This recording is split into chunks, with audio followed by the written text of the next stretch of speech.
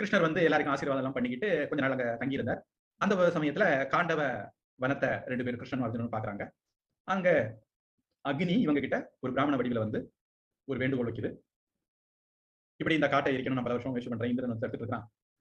ஆனா நீங்க 2 மனசு வச்சீங்கன்னா நான் வந்து இதை எரிக்க முடியும். எனக்கு ரொம்ப பசியா இருக்கு, ரொம்ப காலமா எனக்கு ஆகாரம் கிடைக்கல அப்படின்ட்டு அக்னி சொல்லுவார். அப்போ கிருஷ்ணா நாங்க வந்து வீசின கையும் வருங்கையுமா அப்படி சும்மா வாக்கிங் வந்தோம், வந்த இடத்துல திடீர்னு சொல்லிட்டீங்களே அப்படின்னு கேட்பாங்க. அதுக்கு என்ன, நான் உங்களுக்கு எல்லா இன்ஃப்ராஸ்ட்ரக்சரும் ப்ரொவைட் பண்றேன்.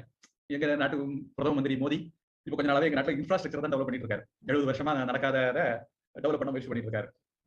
இன்ஃப்ராஸ்ட்ரக்சருக்கு ரொம்ப முக்கியம், அதனால உங்களுக்கு அத்தியாவசியமான விஷயங்கள் எல்லாம் நான் தந்துடுறேன் அப்படின்னு சொல்லி அவரே ஒரு தேர், ஆயுதங்கள், அஸ்திரங்கள் எல்லாம் கொடுத்தார். அப்போ இவங்க அக்னிக்கு ஒத்தாசையாட்டு அந்த காண்டவ வனத்தை அவர் எரிக்கிறதுக்கு உதவி பண்ணாங்க. இந்திரன் வந்தாரு, ஆனா மழை பெய்தாரு. ஆனா அர்ஜுனன் கிருஷ்ணனும் சேர்ந்து அதை தடுத்துட்டாங்க. ஒரு தக்ஷன் ஒரு பாம்பு அந்த நெருப்புல மாட்டி இறக்க இருந்தது, எப்படியோ தப்பிச்சு போயிடுது. அந்த கோபம் அதுக்கு இருந்தது. அதுதான் பிறகு பரீட்சித்த கடிக்க போச்சுது அப்படின்ட்டு ஒரு கதை தொடர்ச்சி இருக்கு.